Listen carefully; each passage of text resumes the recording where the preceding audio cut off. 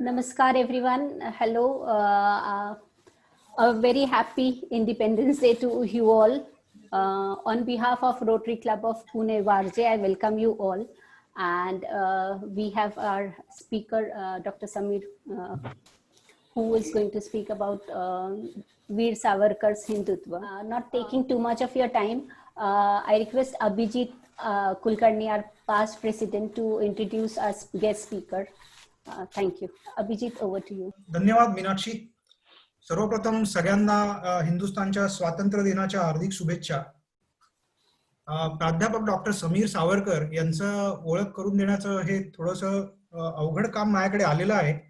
अवघड काम याच्याकरता की समीर सरांना मी 1-2 नाही तर गेली 40 वर्ष आम्ही बरोबर आहोत आणि 40 वर्ष आम्ही कंटिन्युअस बरोबर असताना त्यांच्या स्वभावाचे इतके विविध पैलू आणि त्यांच्या बरोबरचे सगळे प्रसंग आणि त्यांची ओळख कशी करून द्यायची हा खूप मोठा हे आहे. पण तरी पण मी उपलब्ध असलेल्या 2 मिनिटांमध्ये त्यांची ओळख करून देण्याचा प्रयत्न करतो. प्राध्यापक डॉक्टर समीर सावरकर स्थापत्य अभियांत्रिकी, कला निर्मिती, साहित्य अशा विविध क्षेत्रात आपला प्रभावी ठसा उमटवणार हे एक उत्साही व्यक्तिमत्व. स्थापत्य अभियांत्रिकीमध्ये IIT मुंबई मधनं PhD, VJTI मुंबई इथनं सिव्हिल इंजिनिअरिंग मध्ये MTech आणि MIT पुणे इथनं स्थापत्य अभियांत्रिकीची पदवी घेतलेले समीर सर हे गेली 27 वर्ष सिव्हिल इंजिनिअरिंगच्या विद्यार्थ्यांचं अखंड प्रेरणास्थान बनून राहिलेले आहेत. शिक्षणाविषयीची त्यांची आस्था आणि आवड हे त्यांच्या आई वडिलांकडनं मिळालेले उपजत संस्कार आणि बाळकडू आहे. साधारण तुम्हाला सांगायचं झालं तर सिव्हिल इंजिनिअरिंग मधले जे सर्वात किचकट वाटणारे सब्जेक्ट म्हणजे थेरी ऑफ स्ट्रक्चर्स किंवा स्ट्रक्चरल इंजिनिअरिंग किंवा strength of materials, applied mechanics हे समीर सरांचे अतिशय आवडते विषय आणि याच्यामध्ये हे शिकवण्याचा त्यांचा म्हणजे हातखंडा. मित्रांनो, हे सगळं मला कागद आलेला किंवा बायोडेटा आलेल्या माहितीतनं नाही आहे, हे माझ्या अनुभवातनं आहे. मी तुम्हाला जसं सांगितलं गेली 40 वर्ष आम्ही एकत्र आहोत. भारतीय सिनेसृष्टीचे पितामह दादा मुनी उर्फ अशोक कुमार यांच्या ऍक्टिंग अकॅडमी मधनं त्यांनी ऍक्टिंगचे धडेही घेतले. अशोक कुमार यांचे ते त्यावेळेचे अतिशय आवडते विद्यार्थी होते. ई टेलिव्हिजन आणि दूरदर्शनवरच्या विविध सिरियल्स मध्ये त्यांनी अत्यंत प्रभावी भूमिका केल्या आहेत. परिमार्जन आणि कडा रुपेरी काळोखाची या त्यांनी अभिनय केलेल्या सिरियल्स या खूप गाजल्या. विको लॅबोरेटरीज साठी त्यांनी बरीच वर्ष जाहिरातींमध्ये काम, दिग्दर्शन, एडिटिंग असं त्यांच्या स्वतःच्या सोहम कला निर्मिती या संस्थेच्या माध्यमातून खूप त्यांनी काम केलेलं आहे. देशभक्ती, अध्यात्म, साहित्य, कला हे त्यांना जणू संस्कारांप्रमाणे मिळालेलं आहे. सध्या Pimpri Chinchwad college of engineering Ravet इथे ते सिव्हिल इंजिनिअरिंगचे हेड ऑफ डिपार्टमेंट आहेत. मी विनंती करतो की सरांनी त्यांचं कार्यक्रम चालू करावा. धन्यवाद. धन्यवाद मीनाक्षी. मनपूर्वक नमस्कार आणि 74व्या स्वातंत्र्य दिनाच्या खूप खूप शुभेच्छा. अभिजितचे मनपूर्वक आभार. भूतपूर्व प्रेसिडेंट अभिजितची जी ओळख होती ती ऐकून मी गोंधळून गेलो की हा नेमकं कोणाबद्दल बोलतो आहे आणि मला थोडी भीती आहे की कदाचित या ग्लॅमरस ओळखीपुढे किंवा या ओळखीला माझं आजचं व्याख्यान कदाचित तितकं न्याय देऊ शकणार नाही. मी प्रयत्न करतो. रोटरी क्लब वारजे याचे पदाधिकारी विनायकराव पाटील, पराग चितळे, मीनाक्षी मॅडम आणि अभिजित यांचे खूप आभार मानतो की मला त्यांनी ही संधी दिली, मला त्यांनी आमंत्रित केलं आणि इतक्या इलाइट ऑडियन्स समोर, इतक्या इलाइट क्लास ऑडियन्स समोर मला बोलण्याची ही जी काही संधी मिळाली आहे त्याबद्दल सर्वप्रथम मी कृतज्ञता व्यक्त करतो. आज स्वातंत्र्य दिन आहे आणि ह्याच दिवशी स्वातंत्र्यवीर सावरकरांवर बोलायला मिळतं आहे, ही अपूर्व भाग्याची गोष्ट आहे. आपल्या आजच्या व्याख्यानाचा विषय आहे वीर सावरकरांचं हिंदुत्व. मुळात हिंदुत्व हा एक महासागर आणि वीर सावरकर हे दुसरे महासागर. त्यामुळे वीर सावरकरांचं हिंदुत्व हा तर दोन महासागरांचा अपूर्व संगम आहे. या महासागरांचा थांग लागणं हे माझ्यासारख्या अल्पमतीला अशक्यच आहे. म्हणजे अवघडच नाही तर अशक्य आहे. त्यामुळे त्याचा तळ शोधण्याऐवजी, त्याचा थांग शोधण्याऐवजी त्या संगमावरच उभा राहून ओंजळभर तीर्थ फक्त मी प्राशन करण्याचा या महासागरांचा मी प्रयत्न करणार आहे. आणि त्या ओंजळभर तीर्थानेच माझी खात्री आहे की माझी जीवनसरिता समृद्ध होईल, माझं जीवन सार्थकी लागेल.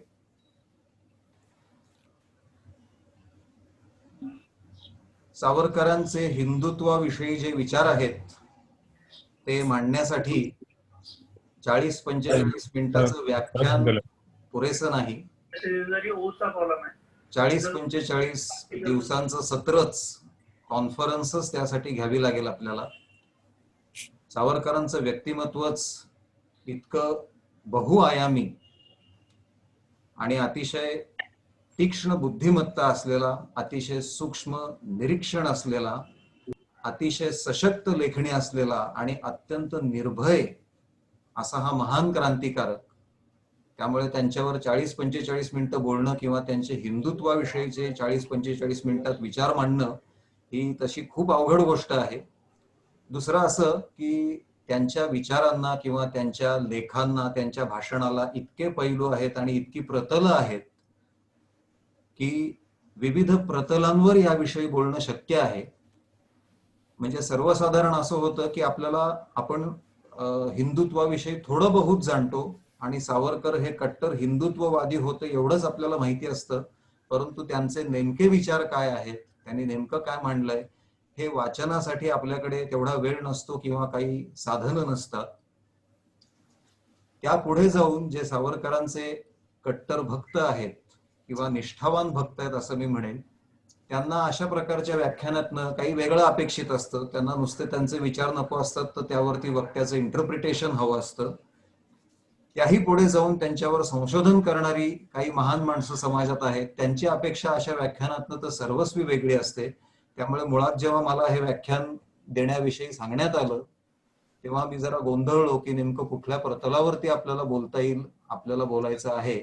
परंतु नंतर असा विचार केला की ऑनलाईन माध्यमातून आपण घराघरातून, म्हणजे जे उपस्थित असतील त्यांच्या घरात आपण पोहोचणार आहोत, तेव्हा अगदी बेसिक लेव्हलवरती आपण सावरकरांचे विचार पोचवायचा प्रयत्न करू. आणि त्यानंतर कदाचित काही अजून सत्र जर मला घेता आली तर मी अजून पुढे जाऊन काही बोलू शकेन.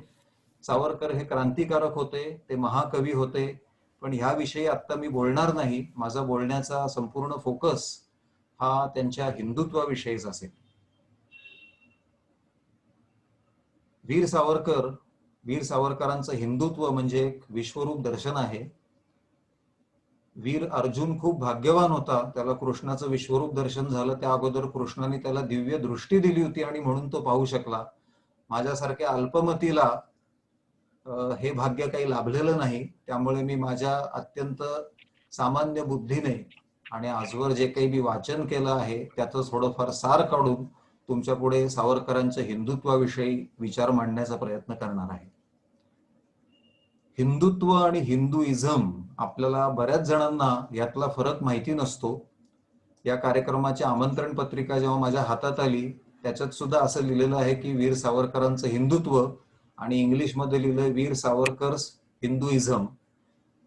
मी मुद्दामूनच त्याविषयी काही बोललो नाही, कारण मला वाटलं की ह्याच मुद्द्यावरून आपण सुरुवात करावी आजच्या व्याख्यानाला. तर Hinduism is not Hindutva. A closer word to Hindutva might be Hinduness, हिंदूपणा आपल्याला मराठीत सांगता येईल. तर हा काय घोटाळा आहे, म्हणजे असं मी का म्हणतोय किंवा माझ्याही पलीकडे जाऊन सावरकर का म्हणतायत असं की हिंदुइझम म्हणजे हिंदुत्व नव्हे, ते मी सांगू इच्छितो. त्याही पुढे जाऊन मी असं म्हणू शकतो की आपल्या आजच्या प्रकारच्या व्याख्यानांमध्ये जनरली एक सुरुवातीला भाबडा डिस्क्लेमर मांडला जातो की हे विचार माझे नाहीत किंवा कोणाच्या धार्मिक भावना दुखावल्या तर माझा तसा उद्देश नव्हता वगैरे, असा कुठलाही डिस्क्लेमर मी मांडत नाहीये. I disclaim any such type of disclaimer. मी जो काही आहे तो इतिहास मांडणार आहे, त्याचे भक्कम पुरावे माझ्याकडे आहेत, त्याचे रेफरन्सेस माझ्याकडे आहेत. कोणाच्याही धार्मिक भावना दुखावल्या तर त्याचं काय करावं हे त्यांनी ठरवायला ते मुक्त आहेत. कमिंग बॅक टू हिंदुइझम आणि हिंदुत्व ह्यातला आपण फरक जाणून घेऊयात. काय आहे की हिंदुइझम हा शब्द आपल्यावरती परक्यांनी लादलेला आहे आणि तो लादला आहे अशासाठी की आपल्या हिंदू धर्मात फूट पडावी, आपला हिंदू धर्म दुबळा व्हावा. Just to destroy our religion, the foreigners, the outsiders have forced this word Hinduism. They have framed it, they have coined it, and they have forced it on us. सावरकरांच्या हे लक्षात आल्यावरती त्यांनी अगोदर ह्याच मुद्द्यावरती आपली लेखणी सरसावून लेख लिहिले, भाषणं दिली आणि त्यांनी सप्रमाण हे सिद्ध केलं की हिंदुत्व जे मला म्हणायचं आहे आणि हिंदुइझम हा जो शब्द वापरला जातो या दोन गोष्टी सर्वस्वी वेगळ्या आहेत. तर त्या कशा वेगळ्या आहेत त्या आपण अगोदर पाहूयात. आपल्याला हिंदू धर्माचा कितपत इतिहास ज्ञात आहे मला माहिती नाही, मी थोडासा थोडक्यात सांगायचा प्रयत्न करतो. साधारण 4500 वर्षांपूर्वी सिंधू नदीच्या तीरावर, जेव्हा मी म्हणतो तीरावर तेव्हा दोन्ही तीर त्यात आले, पण अलीकडे जास्त आणि पलीकडे कमी, म्हणजे दक्षिणेला जास्त आणि उत्तरेकडे त्या प्रमाणात कमी, अशी आर्यांची एक अतिशय सुसंस्कृत वस्ती किंवा एक अतिशय सुसंस्कृत समाज, एक अतिशय सुसंस्कृत संस्कृती उदयाला आली. आता हे आर्य इथलेच का बाहेरून कुठून आले ह्यावर मतमतांतर आहेत, कारण इतका जुना इतिहास शोधणं, त्याविषयी पुरावे गोळा करणं, इतकं तंत्रज्ञान अजून आपलं पुढे गेलेलं नाही. ते जेव्हा जाईल तेव्हा आपल्याला ह्याची खात्री होईल. परंतु हे निश्चित म्हणता येईल की हा जो आर्य समाज होता हा उत्क्रांतीच्या रेट्यात, म्हणजे इव्होल्युशनच्या फोर्समध्ये किंवा प्रगतीमध्ये हा अतिशय वेगाने, अतिशय ऍक्सेलरेटेड पद्धतीने प्रगत झाला, सुसंस्कृत झाला. आणि त्या मानाने ज्या इतर मानवाच्या टोळ्या म्हणू किंवा मानवी समाज म्हणू, छोट्या मोठ्या वस्त्या म्हणू, हे जे काही भारतामध्ये आणि जगभरातच नांदत होतं, ह्याच्यापेक्षा हे आर्य फार झपाट्याने पुढे गेले, त्यांनी फार झपाट्याने प्रगती केली.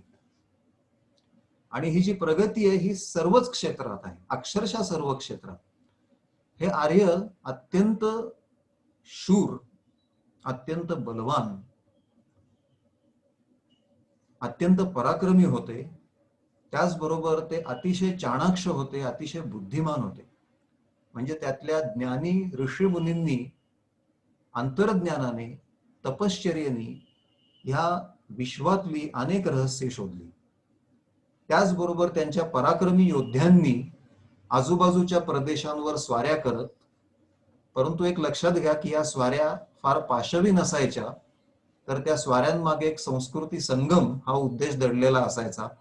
थोड्याफार चकमकी झाल्या, थोडीफार युद्धही झाले, परंतु परकीयांनी जशा प्रकारचं आक्रमण केलं आणि लुटमार केली किंवा काटछाट केली तशा प्रकारचं या आर्यांनी कधी केलेलं नाही. संस्कृती संगम हाच त्यांचा उद्देश होता.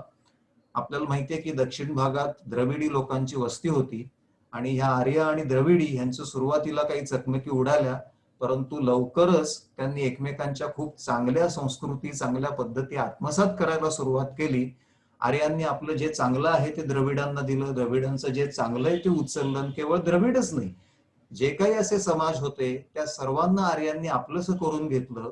आणि सिंधू सिंधू याचा अर्थ वरच्या बाजूला सिंधू नदी, नंतर ब्रह्मपुत्रा म्हणजे जो सिंधूचाच एक भाग आहे, तिथपासून ते थेट सिंधू पर्यंत, सिंधू शब्दाचा संस्कृत मधला दुसरा अर्थ होतो समुद्र, तर दक्षिण तटावरील समुद्र, या सिंधू पर्यंतचा जो भूप्रदेश होता, हा भूप्रदेश ह्या एका विशिष्ट संस्कृतीने व्यापला.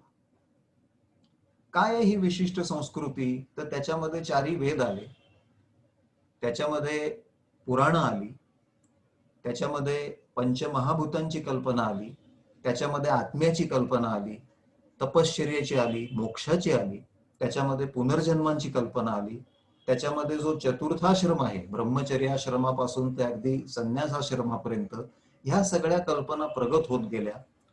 त्याचबरोबर दैवतांची कल्पना आली, म्हणजे उदाहरणार्थ जमीन असेल, माती असेल, आकाश असेल, सूर्य असेल किंवा गायीसारखे म्हशीसारखे पशु असतील. तुम्हाला म्हशीचा उल्लेख ऐकून कदाचित आश्चर्य वाटेल, परंतु आपल्याच देशामध्ये अशाही संस्कृती आहेत की जिथे म्हशीला गायीसारखंच पवित्र मानलं जातं, पूजा केली जाते.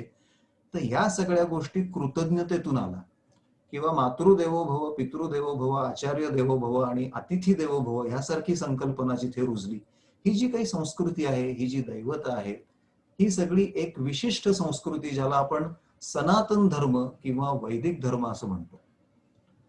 आणि मग हे आर्य, मी आत्ताच म्हटलं की ते अत्यंत कृतज्ञ होते. या आर्यांनी काय केलं तर सप्त सिंधू ज्या वाहत आहेत, म्हणजे 7 नद्या, या कुठल्या आहेत तर सिंधू झाली, गंगा झाली, जमुना झाली, सरस्वती झाली, त्यानंतर नर्मदा आहे आणि कावेरी आहे आणि गोदावरी आहे. अशा 7 नद्यांनी समृद्ध झालेला हा जो भूप्रदेश, सिंधू पासून सिंधू पर्यंत, या भूप्रदेशाला त्यांनी सप्तसिंधू हेच नाव ठेवलं. त्यामुळे आपल्या भारत देशाचं अगदी प्राचीन शोध घेता जाता, संशोधन करता सप्तसिंधू हे नाव आढळतं. हे या नद्यांवरती कृतज्ञता दाखवण्यासाठी, श्रद्धा भक्ती दाखवण्यासाठी आर्यांनी किंवा त्या काळच्या वैदिक समाजाने, सनातन धर्माने हे ठेवलेलं नाव आहे.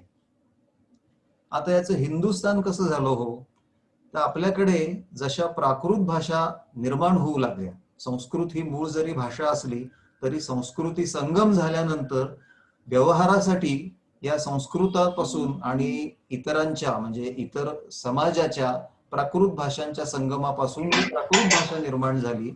या प्राकृतात असं आढळून येतं की संस्कृतातल्या सचा बऱ्याचदा ह होतो.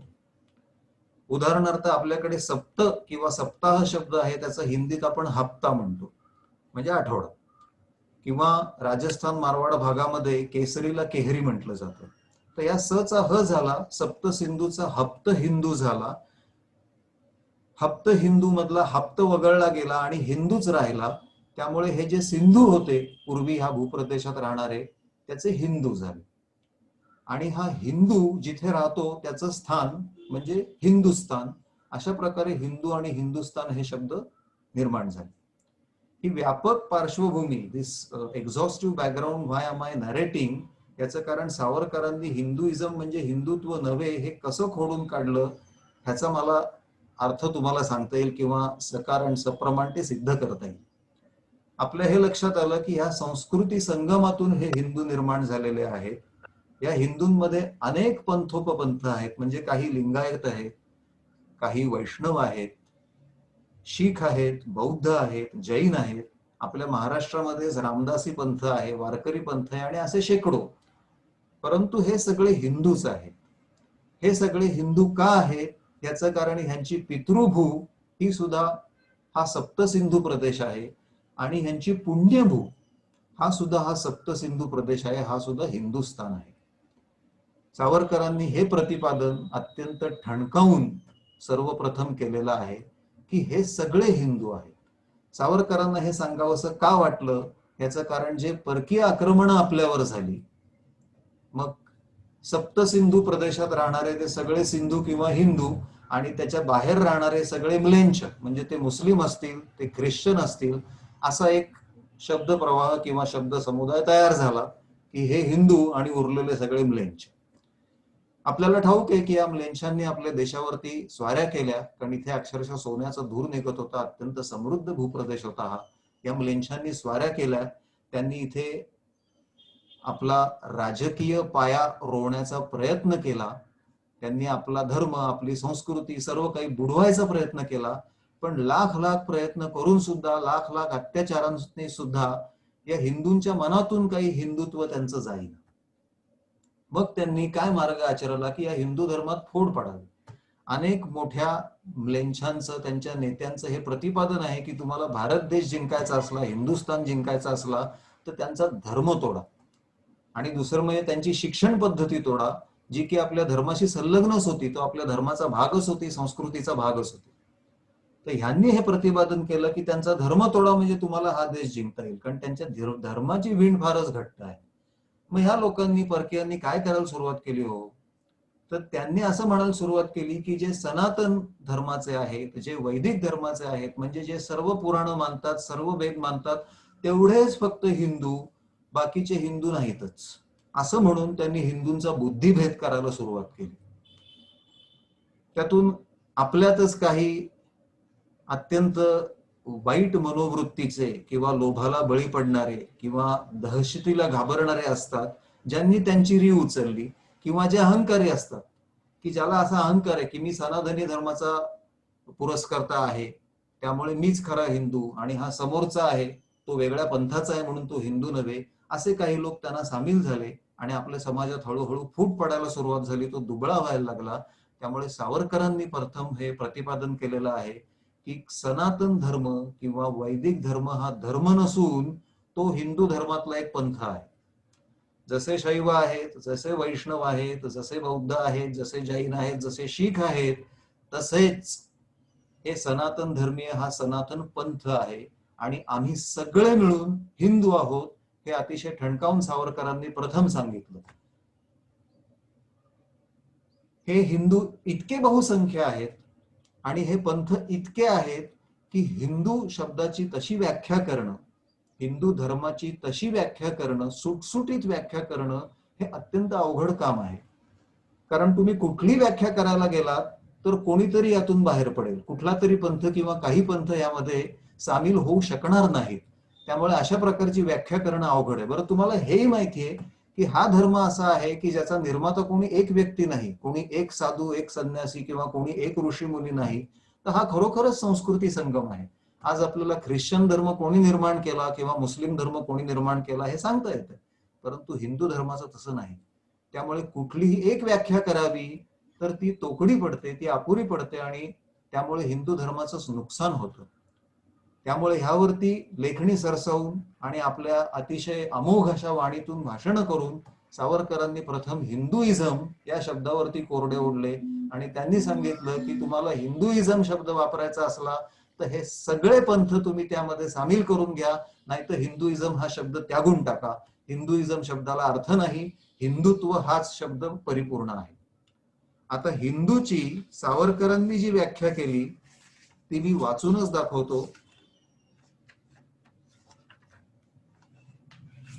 तो मनुष्य हिंदू होय जो सिंधू नदापासून समुद्रापर्यंत पसरलेल्या देशाला आपली पितृभू मानतो, जी जाती विस्तार पावत पावत जे जे अंतर्भूत झालं ते ते पचवीत आणि जे जे पचवलं त्याला महनीय स्वरूप देत आणि ती हिंदू जाती म्हणून सर्व जगात प्रसिद्ध झाली आणि त्या जातीच्या उत्पत्तीचा धागा थेट वेदकालीन सप्त सिंधूंशी जाऊन पोहोचतो.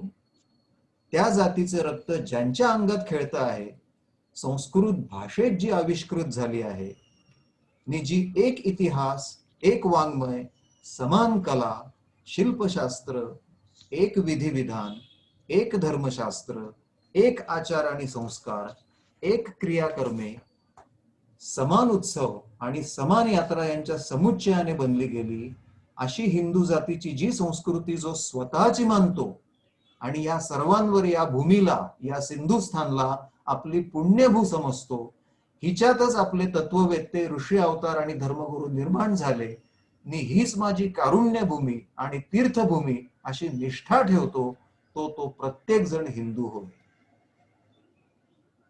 ही सावरकरांची अत्यंत सर्वस्पर्शी व्याख्या आहे. आता मग असा प्रश्न पडतो की जे बाटले गेलेले आहेत, जे बळजबरीने किंवा कुठल्या तरी लोभाने इतर धर्मांमध्ये गेलेले आहेत, परंतु त्यांची पितृभूमी ही हिंदुस्थानच आहे. 2 पिढ्यांपूर्वी, 3 पिढ्यांपूर्वी किंवा अगदी या पिढीत काही दिवसांपूर्वी त्यांच्या अंगात त्याच आर्यांचं रक्त खेळत होतं, त्याच हिंदू जातीचं रक्त खेळत होतं. मग त्यांना हिंदू म्हणायचं का नाही? तर त्याच्यावरती सावरकरांनी पुन्हा स्पष्टोक्ती त्यांच्या नेहमीप्रमाणे व्यक्त केली आहे की ते हिंदू कत्तही नाहीत. ते हिंदू का नाहीत? कारण पितृभू त्यांची भारत असूही शकेल, हिंदुस्थान असूही शकेल, परंतु आता पुण्यभू त्यांची हिंदुस्थान नाही. त्यांनी कुठली तरी वेगळी संस्कृती ही आपलीशी केलेली आहे. त्यांच्या निष्ठा, त्यांच्या श्रद्धा या इथल्या संस्कृतीवर, इथल्या वीर पुरुषांवर, इथल्या ऋषीमुनींवर नाही आहेत, तर त्यांनी त्यांच्या श्रद्धा आता अरबस्थानात किंवा पॅलेस्टाईनमध्ये कुठल्या तरी भूमीवरती, कुठल्या तरी व्यक्तीवरती केंद्रित केलेल्या आहेत. तेव्हा त्यांना हिंदू म्हणता येणार नाही, असं सावरकरांनी स्पष्ट प्रतिपादन केलेलं आहे. इथून सावरकरांच्या हिंदुत्व विचाराला आपल्याला सुरुवात करता येऊ शकते की मुळात त्यांनी हे मांडलं की हिंदुइझम आणि माझं हिंदुत्व किंवा हिंदुत्व हा विचार, हिंदुत्व हा शब्द हे वेगळे आहेत. त्याला हिंदूपणा म्हणू, हिंदूनेस म्हणू, पण हिंदू धर्म म्हणजे सनातन धर्म हा हिंदुत्वातला किंवा हिंदू धर्मातला एक केवळ पंथ आहे. आता हळूहळू या अनुषंगाने आपल्याला इतरही गोष्टींचा विचार करता येईल. उदाहरणार्थ मी जे आत्ता म्हटलं की जे बाटलेले आहेत त्यांचं काय, जे इतर धर्मात गेले त्यांचं काय. तर सावरकर हे केवळ म्हणजे महान क्रांतिकारकच नव्हते, तर अतिशय द्रष्टा असे महात्मे होते. त्यांनी हे जोखलं की कशा प्रकारे हे म्लेंछ जे आहेत, मुस्लिम असतील, ख्रिश्चन असतील, कशा प्रकारे हे हिंदूंना कन्व्हर्ट करत आहेत, त्यांचा धर्म बदलत आहेत. तो बळजबरीने असेल किंवा लोभाने असेल. आणि सावरकरांनी हे जाणलं की ही गोष्ट थांबवायला हवी, हा प्रकार थांबवायला हवा. म्हणून त्यांनी शुद्धीकरण ह्याला अतिशय महत्व दिलेलं आहे.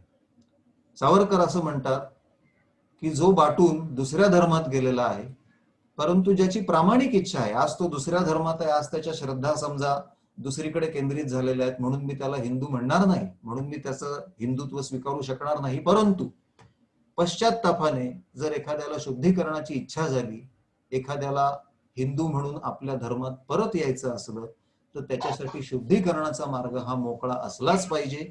शुद्धीकरणाचा मार्ग हा मोकळा आहे आणि त्याने अवश्य आपल्या धर्मात यावं. आणि आपल्या धर्मियांना, हिंदू धर्मियांना त्यांनी कळकळीचं आवाहन केलेलं आहे की मित्रांनो, बंधूंनो, कृपया अशा घर वापसी केलेल्या, हा शब्द आपण आता रिसेंटली ऐकत आहोत, घर वापसी केलेल्या, शुद्धीकरण केलेल्या आपल्याच बांधवांना मनापासून स्वीकारा. ज्यांची प्रामाणिक इच्छा आहे की त्यांना इथल्याच मातृभूवर, पितृभूवर आणि पुण्यभूवर श्रद्धा ठेवायची आहे, त्यांना कृपया मनापासून स्वीकारा, त्यांचं स्वागत करा आणि त्यांचा ममत्वाने स्वीकार करा. सावरकरांना एका प्रामाणिक गृहस्थाचं पत्र आलं होतं की मी बाटलो होतो, मी ख्रिश्चन झालो होतो, परंतु मला उपरती झाली, मी पुन्हा हिंदू झालो. काय गंमत आहे पहा, हिंदू झाल्यानंतर माझे भाईबंध काही मला भेटायला आले नाहीत, माझे नातेवाईक काही मला भेटायला आले नाहीत, परंतु ख्रिश्चन मिशनरीज कडून संक्रांतीला मात्र मला तिळगुळ आला. त्यांनी मुळीच या गोष्टीचं वाईट वाटून घेतलं नाही की हा माणूस हिंदू धर्मात परत गेला. त्यांनी मला तिळगुळ पाठवला, 10,000 रुपयाचा खाऊ पाठवला माझ्या मुलांना, आणि आडून आडून ते माझी चौकशी करत असतात की तुम्ही कसे आहात, तुमचं बरं चाललंय ना. तो सद्गृहस्थ पुढे म्हणतो की ह्या मागचा त्यांचा जो भाव आहे किंवा त्यांचं जे कपट आहे ते मी ओळखून आहे, त्यामुळे मी आता त्याला भुलणार नाही. परंतु हा दैव दुर्विलास पहा की ते अजूनही माझ्याशी ममत्वाने बोलतायत आणि माझेच बांधव मला स्वीकारायला तयार नाही. पुढे तो माणूस म्हणतो काही हरकत नाही, माझ्या बांधवांनी मला स्वीकारलं नाही तरी चालेल, पण माझ्या पूर्वजांच्या वास्तूत, माझ्या पूर्वजांच्या धर्मात मी परत आलो आहे, हिंदू म्हणून जगतो आहे आणि हिंदू म्हणून मरेन, याचा मला अतिशय आनंद आहे. सावरकरांनी हे पत्र वाचलं आणि त्यांना त्या सद्गृहस्थाचे त्यांनी कृतज्ञता व्यक्त केली आणि त्यांनी आपल्या सगळ्या हिंदू बांधवांना हेच समजावून सांगितलं की अरे त्यांना आपल्या धर्मात परत घ्या, त्यांच्याशी ममत्वाने वागा, तरच आपला धर्म जोम धरू शकेल, तरच आपला धर्म स्वतःचं रक्षण करू शकेल. दुसरा एक प्रकार तो म्हणजे आपल्या धर्मातली अस्पृश्यता. इथे हे कथन करणं अतिशय आवश्यक आहे की आपल्या धर्मात ज्या जाती निर्माण झाल्या आहेत किंवा जे 4 वर्ण निर्माण झाले आहेत, एकाला ब्राह्मण म्हटलं जातं, एकाला क्षत्रिय, एकाला वैश्य आणि एकाला शूद्र. कृपया लक्षात घ्या की हा शूद्र शब्द हा क्षुद्र नाही. अत्यंत दुर्दैवाने त्याचं क्षुद्र शब्दाशी साधर्म्य असल्यामुळे उगाच बोलताना सुद्धा आपल्याला असं वाटतं की ही जात काहीतरी कमी प्रतीची आहे का काय. अशातला कुठलाही भाग नाही. आपल्या मूळ हिंदुत्वामध्ये असा कुठलाही उल्लेख सापडत नाही. हे उल्लेख नंतर केले गेलेले आहेत. हे उल्लेख नंतर आपल्या वाङ्मयामध्ये घुसवले गेलेले आहेत. त्याच्या मागे परकीयांचा मोठा हात आहे, म्लेच्छांचा मोठा हात आहे. आणि जसं मी म्हटलं तसं की आपल्याच मधल्या काही बुद्धिभ्रम झालेल्या आणि काही लोभावलेल्या खुळचटांचा त्यात हात आहे. जो अध्ययनाचं काम करतो तो ब्राह्मण आहे, जो रक्षणाचं काम करतो तो क्षत्रिय आहे, जो व्यापार करतो तो वैश्य आहे, आणि जो शारीरिक श्रमांचं काम करतो तो शूद्र आहे. इतकी साधी आपल्या समाजामध्ये डिव्हिजन होती, विभागणी होती. आणि एक समाज खरोखरच असा होता की प्रत्येक खेडं तुम्हाला माहितीये स्वयंपूर्ण असायचं. या प्रत्येक खेड्यामध्ये या चारही वर्णांची वस्ती असायची आणि कोणाही मध्ये आपापसात वैर नसायचं. आणि हे चारही वर्ण एकमेकांना एक संतुलन राखून, एक इक्विलिब्रियम राखून, एक उत्तम प्रकारचं कोऑर्डिनेशन राखून वाटचाल करत होते, समृद्ध होत होते. मग हे मधल्या काळात अस्पृश्य कसे झाले, मग मधल्या काळामध्ये ह्यांना अशा प्रकारची वागणूक कशी दिली, तर ह्याच्या पाठीमागे पुन्हा म्लेच्छांचे आपल्या देशावर झालेले हल्ले. म्लेच्छांनी इथली वर्णव्यवस्था ही खिळखिळी करून टाकली. म्लेच्छांनी सगळ्यांचंच आयुष्य हे अत्यंत इनसिक्युअर्ड, असुरक्षित करून टाकलं. आणि ह्यात आपल्या हिंदुत्वाची वीण, आपल्या धर्माची वीण विस्कटली गेली. आणि कुठेतरी त्यांच्या भडकवण्यामुळे आणि आपल्यातल्या काही व्यक्तींच्या अहंकारामुळे श्रेष्ठ कनिष्ठ हा भाव निर्माण झाला. आपण त्यांना अस्पृश्य असा शब्द वापरतो की त्यांना स्पर्श करू नये. आता मी तुम्हाला एक साधा प्रश्न विचारतो. त्या काळी तुम्हाला माहितीये की सुवेज वाहून नेणारं म्हणजे मैला वाहून नेणाऱ्या कुठल्याही प्रकारची सिस्टीम नव्हती. त्यामुळे या मैल्याच्या ज्या टोपल्या असायच्या ते आपल्याच समाजातल्या काही व्यक्ती डोक्यावरून वाहून न्यायच्या. अत्यंत दुर्दैवाची आणि आजच्या प्रगत भारतामध्ये किंवा प्रगत देशामध्ये ही अत्यंत हीन प्रथा आहे. परंतु त्या काळी खरोखरच याला दुसरा पर्याय नव्हता. निदान एक काळ तरी असा होता की याला काही पर्याय नव्हता, दुसरी काही सिस्टीम सापडली नव्हती. आता मला सांगा की असा मैला वाहून नेणाऱ्या किंवा तुंबलेली गटारं, तुंबलेले नाले स्वच्छ करणाऱ्या हाच ज्याचा व्यवसाय आहे, अशा माणसाला तुम्ही आलिंगन देऊ शकाल का? अशा माणसाला तुम्ही घरात बोलवू शकाल का, बसवू शकाल का? हे अवघड आहे.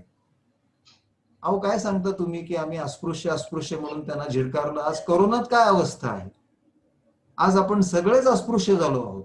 मला सांगा तुमच्यापैकी किती जणांनी शेक हँड केलं, किती जणांनी आलिंगन दिलं गेल्या 2 महिन्यात? असं काही घडत नाही.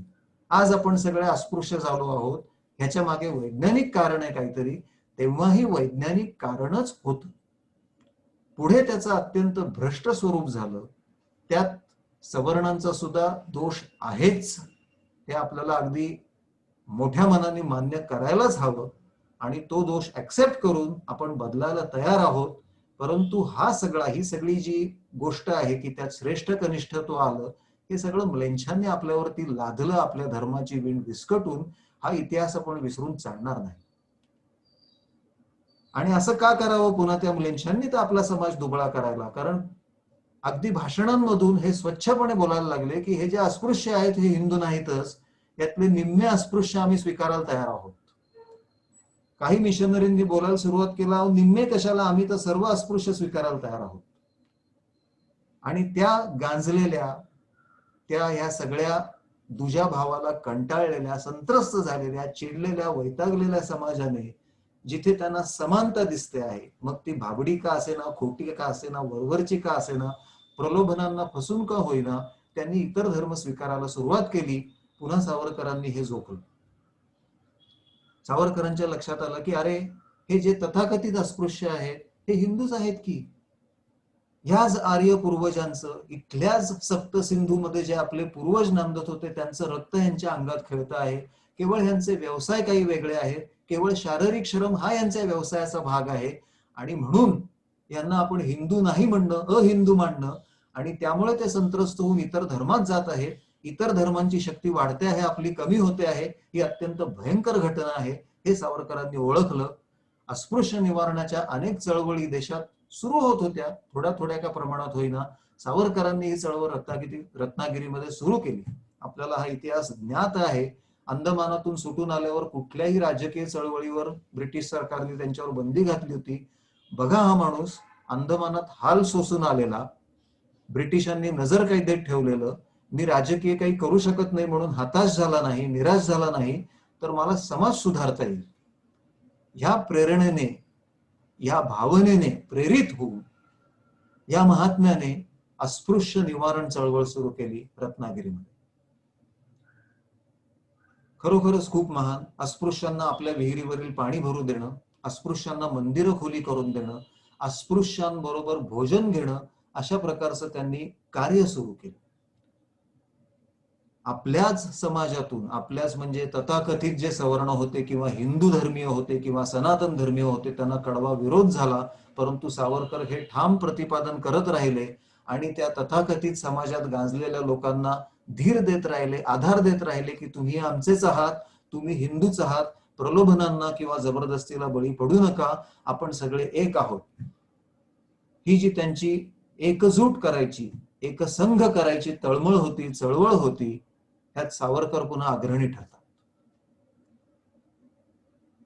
ही घर वापसी असो किंवा अस्पृश्यता निवारण असो, ह्याच्यावरती पुन्हा आपल्यातल्या काही विद्वानांनी कोरडे ओढायला सुरुवात केली की अहो काय करायचंय, जे इतर धर्मात गेले त्यांना जाऊ देत, काय नुकसान होतं, किंवा जे अस्पृश्य आहेत त्यांना जर काही इतर धर्मीय आपले मानू लागले, ते हिंदू नाहीच आहेत, तर आपल्याला काय करायचं आहे, गेले तर जाऊ द्या. तुम्ही जी काही आपली सो कॉल्ड हिंदू मंडळी आहेत त्यांची क्वालिटी इम्प्रूव्ह करायचा प्रयत्न करा. म्हणजे संख्याबळाचा कशाला विचार करता, गुणबळाचा विचार करा. आणि त्याच्यावर त्यांनी उदाहरण काय दिलं तर अहो हे मुठभर ब्रिटिश नाही का केवळ गुणबळावरती सगळ्या जगावर राज्य करतायत, मग तुम्ही हिंदूंसाठी गुणबळाचा अवलंब का नाही करत, कशाला हवं संख्याबळ. सावरकरांनी ह्याच्यावरही आपली लेखणी सरसवली आहे आणि सडेतोड उत्तर दिलेलं आहे की गुणबळा इतकंच संख्याबळ सुद्धा श्रेष्ठ आहे. टोळासारखा टोळ जो एका माणसापुढे, 6 फूट माणसापुढे हा 6 इंची अत्यंत क्षुद्र कीटक आहे, परंतु जेव्हा करोडोंची टोळधाड येते तेव्हा गावाच्या गावं, शेतच्या शेत फस्त करून उद्ध्वस्त करून जाते. त्या गावातली सगळी वस्ती एकत्र येऊन काही करू शकत नाही, त्यांचं नुकसान होतं. मग संख्याबळ श्रेष्ठ नाही असं कसं म्हणता तुम्ही. सावरकरांनी लिहिलेलं आहे की 100 जणांची जर एखादी टोळी असली, एखादं सैन्य असलं की त्यातली प्रत्येक व्यक्ती श्रीकृष्णा इतकी चतुर आहे आणि भीमासारखी बलवान आहे, आणि त्यांच्या समोर जर का हजारांचं सैन्य आलं की त्या हजारांमधली प्रत्येक व्यक्ती ही कदाचित कृष्णा इतकी किंवा भीमा इतकी गुणवान नसेलही, बलवान नसेलही, परंतु जेव्हा हजारांची टोळी तुमच्यावर तुटून पडते तेव्हा ही 100ची टोळी कितीही गुणबळाने श्रेष्ठ असली तरी त्यांना हार खावी लागते. तेव्हा हे अस्पृश्य आहेत, यांना इतर धर्मात गेलं तरी चालेल, हे प्रतिपादन चुकीचं आहे. ते माझे हिंदूच आहेत आणि ते माझ्या हिंदुत्वाच्याच व्याख्येमध्ये बसत आहेत. जे घर वापसी करू इच्छित आहेत, जे शुद्धीकरण करून आपल्या धर्मात येऊ इच्छित आहेत, त्यांनी आलंच पाहिजे, कारण त्यांची पितृभू, पुण्यभू, मातृभू हीच आहे. आपण सगळे एकच आहोत. सावरकरांचा थोडक्यात विचार हाच होता की जेव्हा मी माझ्या मुलाला किंवा मुलीला काहीतरी शिकवतो, गणित असेल, इतिहास असेल, भूगोल असेल, तेव्हा मी ब्राह्मण असतो. जेव्हा मी त्याला व्यायाम करायला लावतो किंवा कराटे सारखं एखादं टेक्निक शिकवून स्वसंरक्षणाचे धडे देतो तेव्हा मीच क्षत्रिय असतो. जेव्हा मी त्याला एंटरप्रेन्योरशिप बद्दल सांगतो की अरे तुझ्याकडे जे काही आहे ते तुला विकता आलं पाहिजे, त्यासाठी तुला मार्केटिंग जमलं पाहिजे, त्यासाठी तुला उत्तम चातुर्य, वाणी चातुर्य असलं पाहिजे, किंवा आपलं प्रॉडक्ट कशा प्रकारे प्रेझेंट करावं ह्याची एक आर्ट, एक टेक्निक तुला माहिती असलं पाहिजे, तेव्हा मीच वैश्य असतो. आणि जेव्हा मी त्याला सांगतो की चल घरातला पसारावर किंवा बाथरूम धुवून काढ किंवा भिंती पुसून काढ किंवा फर्निचर धुवून काढ किंवा अगदी सोसायटीत असेल किंवा रस्त्यातला कचरा उचल, कारण हा आपलाच समाज आहे, ही आपलीच सोसायटी आहे, अहो तेव्हा मीच शूद्र असतो. तेव्हा ह्या 4ही जाती आहेत, ह्या केवळ आपल्या व्यवसायावरती अवलंबून आहेत, त्यात श्रेष्ठ कनिष्ठ काहीही नाही. आणि हे 4ही जमाती, 4ही जाती ह्या आपल्यामध्येच अंतर्भूत आहेत. आपण ज्या क्षणी जे कार्य करत असू त्याप्रमाणे आपली जात त्या क्षणी ठरेल. जात असं काही नाही, तो केवळ व्यवसाय, it's just a profession, there is no such thing as caste, हे सावरकरांनी पुन्हा पुन्हा प्रतिपादन केलेलं आहे. हिंदूंचा सहिष्णुता, हिंदूंची,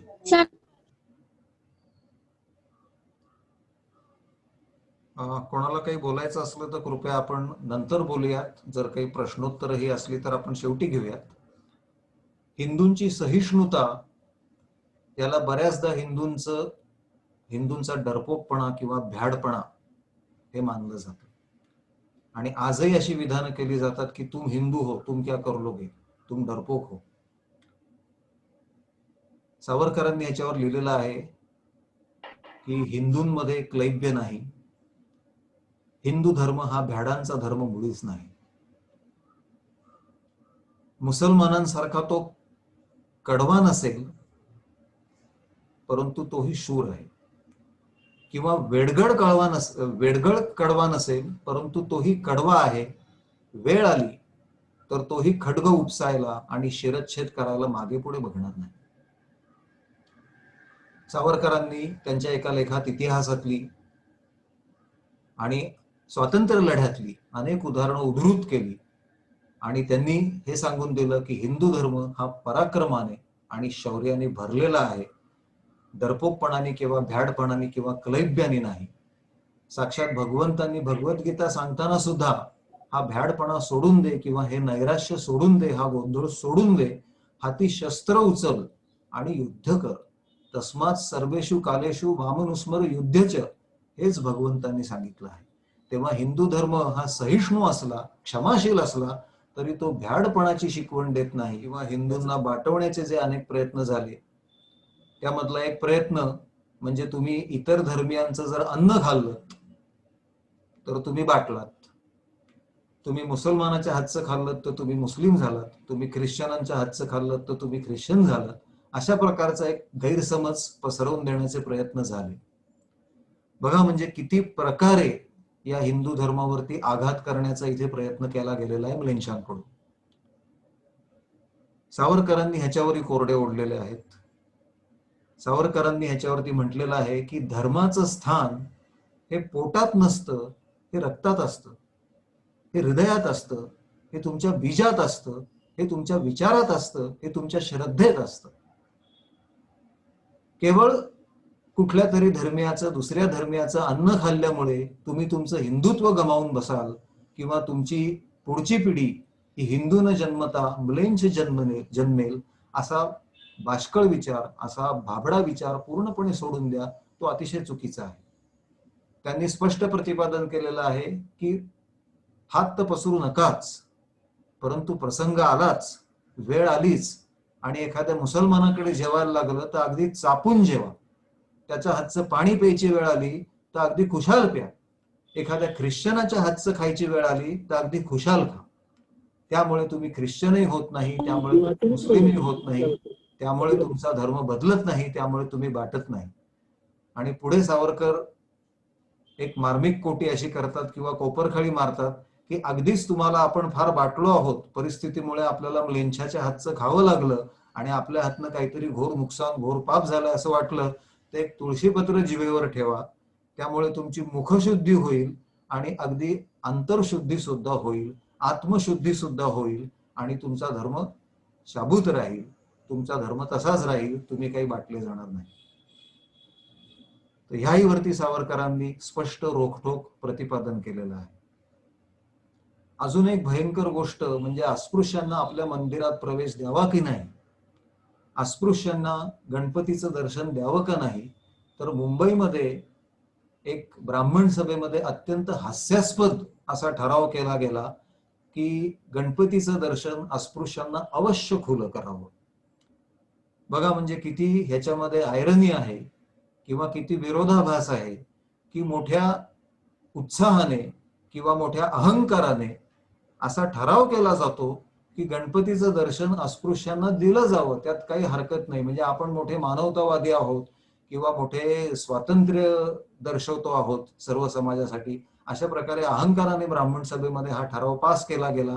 त्यावरती सावरकरांचा एक कोरडे ओढणारा लेख आहे. सावरकर असं म्हणतात की अहो नाशिकमध्ये काय किंवा कोकणात काय, रत्नागिरीत काय, अस्पृश्यांना ही मंदिरं केव्हाच खुली झालेली आहे आणि तुम्ही आता ठराव पास करता इतकं हास्यास्पद की अस्पृश्यांना गणपतीचं दर्शन द्यायला काही हरकत नाही. कसला हा देव तुमचा की जो अस्पृश्याच्या दर्शनाने बाटतो? तुम्ही ह्या ईश्वराला पतित पावन म्हणता, म्हणजे जो पतित आहे त्याला सुद्धा पावन करणारा हा ईश्वर, आणि अस्पृश्याने केवळ तथाकथित अस्पृश्याने केवळ त्याचं दर्शन घेतलं म्हणून हा पावन असलेला स्वतः पतित होईल, स्वतः भाटेल. ही कसली मनोवृत्ती आहे तुमची? ही कसली संमेलनं भरवता आणि हे कसले ठराव पास करता? तर दर्शनाने जो वाटतो तो देव नाहीच. आमचा देव काही इतका शेणामेणाचा नाहीये की एखाद्या पतिताच्या स्पर्शाच्या उष्णतेने तो वितळून जाईल, असं रोखठोक विधान सावरकरांनी केलेलं आहे. सावरकरांवरती धर्मांध किंवा जात्यांध म्हणून आरोप केला जातो, परंतु तो अत्यंत चुकीचा आहे, अत्यंत खोटा आहे. कलकत्त्यामध्ये असं झालं होतं की जो भंगी समाज आहे, मी ही तांत्रिक व्याख्या वापरतो आहे, ह्याच्यात मला कुठलाही वाईट अर्थ किंवा अपशब्द वापरायचा अशातला मुळीच भाग नाही. आपल्याला माहितीये की कचरा साफ करणारे, मैला साफ करणारा जो समाज आहे त्या जातीचंच नाव भंगी आहे.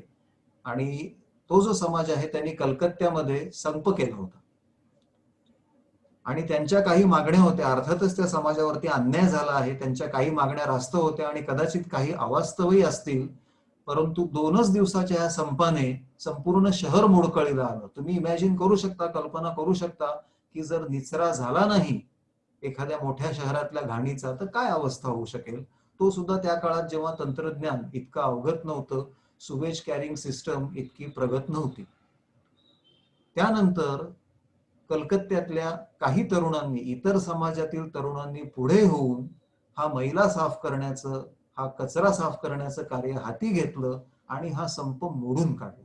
संप मोडून काढला म्हणजे युती झाली, त्यांच्या काही मागण्या मान्य झाल्या आणि त्यांच्या काही मागण्या ह्या त्यांनी स्वतःच मागे घेतल्या आणि हा संप मिटला. सावरकरांनी हे उदाहरण दिलेलं आहे आपल्या समाजातल्या सर्व हिंदू बांधवांना की परिस्थिती आली तर कुठलंही काम करायला तुम्हाला कमीपणा वाटता कामा नाही.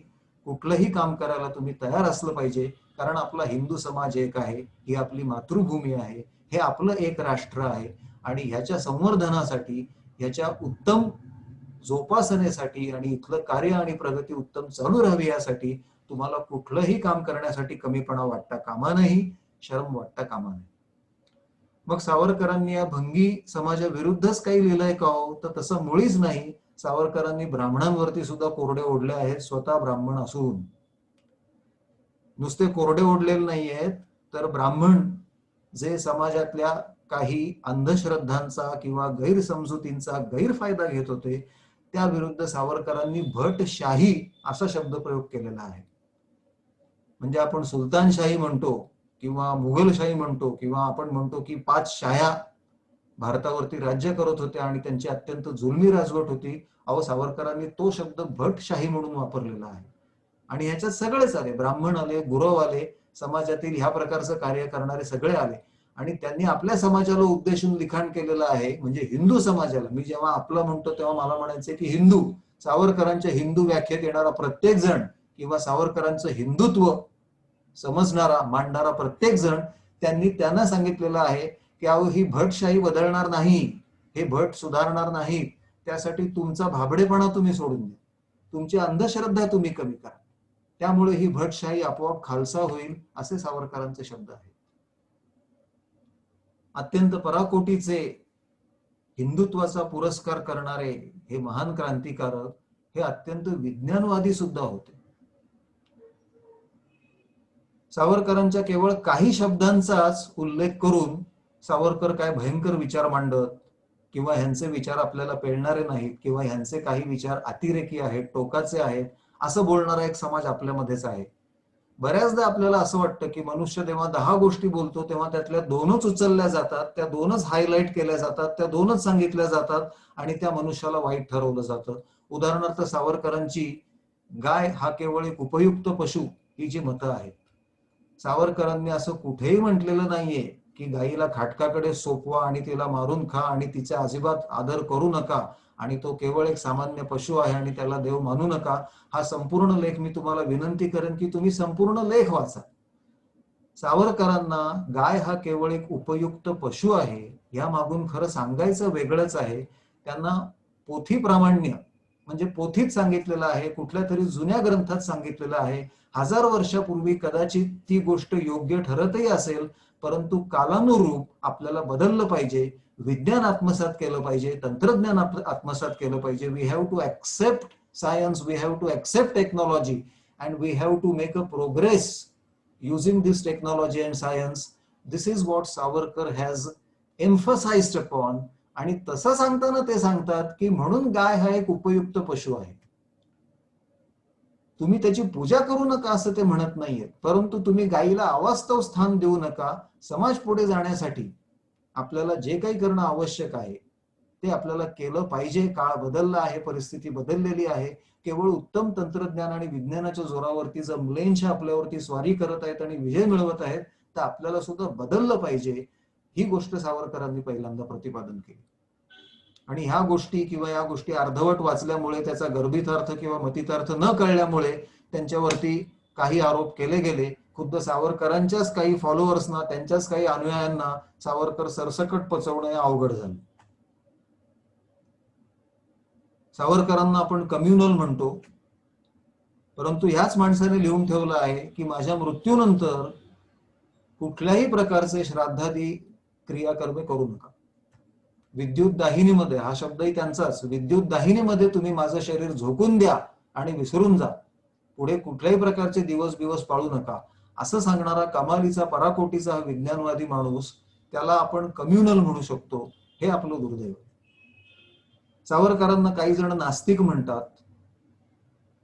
अहो, अंदमानात कोलू पिसताना किंवा दोरखंड बळताना जे भयंकर शारीरिक श्रम होत होते ते विसरण्यासाठी हा मनुष्य योग वासिष्ठ घडाघडा म्हणायचा.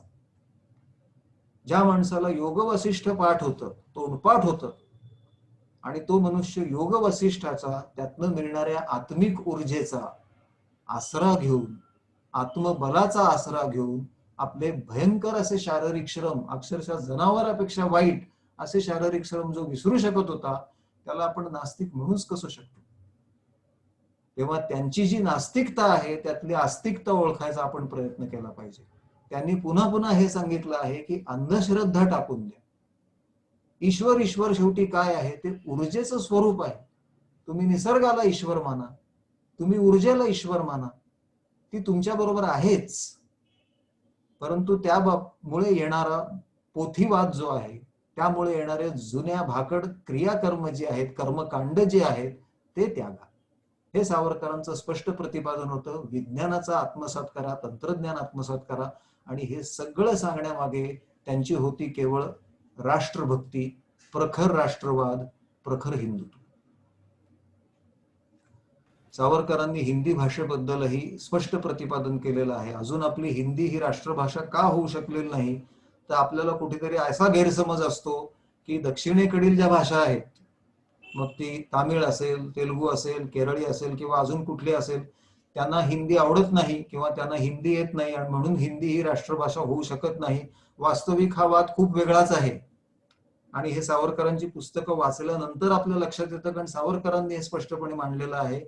भारतामध्ये उर्दू ही राष्ट्रभाषा करण्याची चळवळ सुरू झाली होती. म्हणजे बघा, पुन्हा मला हेच सांगायचंय की म्लेंछ किती मार्गांनी या देशावरती आक्रमण करत होते, किती प्रकारे ते यशस्वी सुद्धा झालेले आहेत काही प्रमाणात, आणि आज सुद्धा ही आक्रमणं होत आहेत.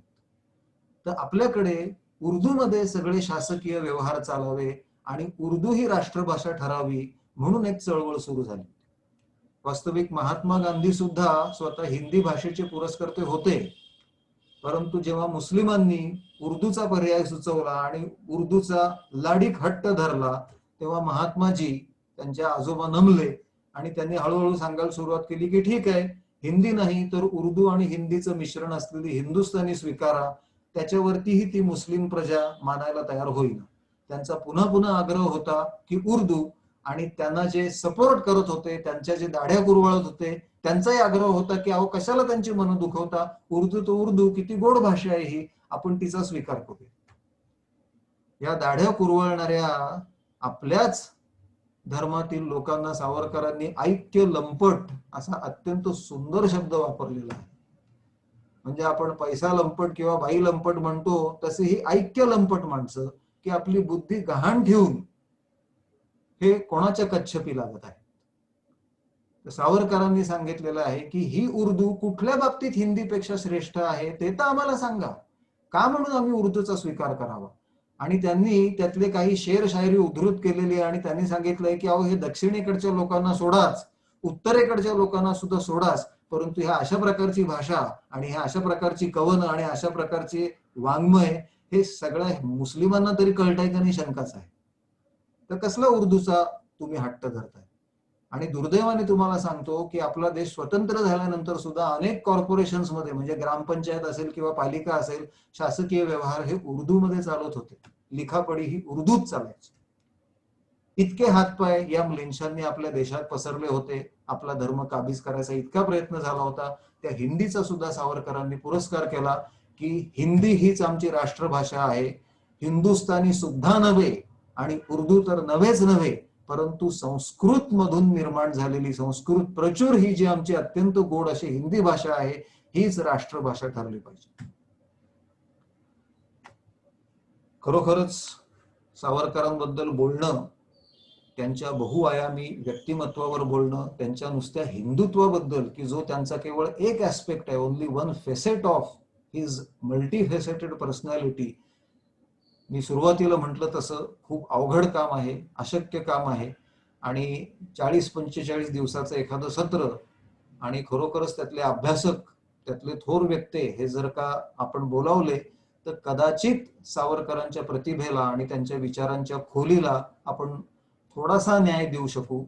माझ्यासारख्या अल्पमती व्यक्तीचं ते खरं तर काम नव्हे, परंतु रोटरीकडून अत्यंत प्रेमळपणे ही विचारणा झाली आणि मला सुद्धा असं मनापासून वाटलं, मी जसं सुरुवातीला म्हटलं की ओंजळभर तीर्थ मी प्राशन करण्याचा प्रयत्न करेन की या निमित्ताने आपला थोडासा अभ्यास होईल, या निमित्ताने सावरकर आपल्याला थोडेसे कळतील आणि या निमित्ताने घराघरात निदान फंडामेंटल लेव्हलला अत्यंत बेसिक लेव्हलवरती जरी आपण सावरकर आणि त्यांचं हिंदुत्वाविषयी काही विचार आपण पोहोचवू शकलो तरी मला त्याचं सार्थक झाल्यासारखं वाटेल. यामुळे मी हा एक तोकडा प्रयत्न करायचं ठरवलं, प्रयत्न केला. बोलण्यासारखं खूप आहे, किंबहुना माझ्याकडे अजून मुद्दे सुद्धा बरेच आहेत, परंतु आता ऑलरेडी आपली वेळ संपत आलेली आहे. Samir, you can continue for more 10 minutes if you want to.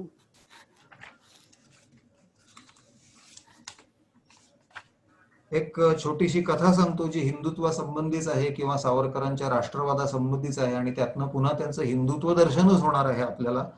की सावरकरांचे एक मित्र, बाय द वे हे सावरकर 19व्या वर्षाचे असतानाचा प्रसंग आहे. म्हणजे खरोखरच 11व्या वर्षी ज्याला असं वाटतं की स्वातंत्र्य लक्ष्मीची आपण पूजा करावी आणि स्वातंत्र्यासाठी सगळं आयुष्य पणाला लावावं, हे सावरकर काय किंवा हे रामदास स्वामी काय की ज्यांना इतक्या लहान वयात असं वाटलं की लग्न संसार काही नको, आपण आपला संसार नव्हे तर देशाचा प्रपंच करावा. तर हे केवळ अवतार पुरुषच. आपण 11 वयाचे होतो किंवा आपल्या आजूबाजूची जेव्हा 11 वर्षाची मुलं आपण बघतो तेव्हा त्यांची प्रतिभा किंवा त्यांच्या कल्पना किंवा त्यांचे विषय काय आहेत, तर चेंडू फळीपेक्षा आपली प्रतिभा काही पुढे गेलेली नाही. आणि या वयात हे जेव्हा स्वातंत्र्य लक्ष्मीचा किंवा देशाचा प्रपंच करण्याचा विचार करतात तेव्हा हे अवतार पुरुषच असू शकतात, हे इतके महान असू शकतात, हे काहीतरी त्यांच्या पुनर्जन्मातलंच त्यांचं साधन, त्यांचं संचित चालत आलंय असं आपल्याला निश्चित वाटतं. तर मी ती कथा जी सांगत होतो की एक त्यांचा मित्र त्यांना भेटला त्यांच्याच महाविद्यालयातला आणि अत्यंत उद्विग्न अवस्थेत तो होता, हिंदूच होता, अत्यंत निराश झाला होता म्लेच्छांच्या आक्रमणाने आणि ज्या प्रकारे हिंदूंना दुय्यम वागणूक मिळत होती आणि ज्या प्रकारे हिंदूंचा पराभव जिकडे तिकडे होत होता, नामुष्की होत होती. तो म्हणाला की म्हणे मी कसल्या दळभद्री, कसल्या दुर्दैवी देशामध्ये जन्माला आलेलो आहे. या हिंदुस्थानात मी जन्माला आलो हे सगळ्यात माझं मोठं दुर्दैव. मी जर का ब्रिटनमध्ये जन्माला आलो असतो तर कदाचित आज एखादा कर्नल किंवा मेजर होऊन इथे आलो असतो, ऐशारामात राहिलो असतो, छान लुटमार केली असती अक्षरशः या सगळ्या संपन्न देशाची. ती सगळी संपत्ती घेऊन मी ब्रिटनला गेलो असतो, छान रिटायर झालो असतो आणि सुखासमाधानात माझं आयुष्य घालवलं असतं. त्याच्याऐवजी एक दळभद्री हिंदू म्हणून या दुर्दैवी देशात मी जन्माला आलेलो आहे. अत्यंत वाईट अवस्था आहे माझी, अत्यंत दुर्दैवी मी, अभागी आहे मी, असं तो बोलला. ह्या त्याच्या विचारांनी सावरकरांच्या हृदयात विचारांचं केवळ काहूर निर्माण झालं, ज्याला विचारांचा ज्वालामुखी डोक्यात पेटला किंवा भडकला असं म्हणता येईल. की आपला एक मित्र अशा प्रकारे विचार करतो, लाखो करोडो हिंदू जे आहेत तेही पिचून जाऊन म्लेच्छांच्या आक्रमणाने आज असाच विचार करत आहेत का? खरंच मी दुर्दैवी आहे का? खरंच मी दुर्भाग्य आहे का? आणि म्हणून सावरकर ध्यान लावून बसले त्यांच्या खोलीत येऊन आणि त्यांनी आपला इतिहास आठवला, आपला अत्यंत उज्ज्वल, अत्यंत पराक्रमाने भरलेला, अत्यंत ज्ञानाने भरलेला इतिहास आठवला आणि हळूहळू त्यांचं मन शांत झालं आणि योग्य अशा विचाराने त्यांच्या मनात, योग्य असा विचार त्यांच्या मनात उदय पावला असं मी म्हणेन. योग्य विचार निर्माण झाला त्यांच्या मनात, हा निर्माण झाला की माझी मातृभूमी ही दळभद्री नाही, दुर्दैवी नाही. आज जे शासक आहेत, आज तिला चालवणारे जे आहेत, आज तिथले राज्यकर्ते आहेत किंवा समाजकर्ते आहेत, हे खरे दुर्दैवी आहेत, हे खरे दळभद्री आहेत. जिथे वाल्मिकींसारख्या द्रष्ट्याने रामायण लिहिलं, जिथे व्यास महर्षींसारख्या माणसांनी महाभारत सांगितलं, जिथे श्रीकृष्णाने भगवद्गीता सांगितली, जिथे अर्जुन, जिथे भीम, जिथे शिवराय, जिथे गुरु नानक आणि असंख्य अशा पराक्रमी योद्ध्यांनी, राणा प्रताप असतील, राणा संग असतील, आपली तलवार या मातृभूमीसाठी, या हिंदुत्वासाठी पाजळली, प्रसंगी शहीद झाले. आणि आजही ज्या असंख्य क्रांतिकारक अगदी तरुण आहेत, प्रौढ आहेत, वृद्धही आहेत, ते हसत हसत फासावर जात आहेत. अशा प्रकारची मातृभूमीची लेकरं जिथे असताना ही मातृभूमी दुर्दैवी असेलच कशी, दळभद्री असेलच कशी? ती दुर्दैवी नाही, ती असा विचार करणारे जे आहेत की ती दुर्दैवी आहेत, ते खरे दुर्दैवी आहेत, ते खरे दळभद्री आहेत.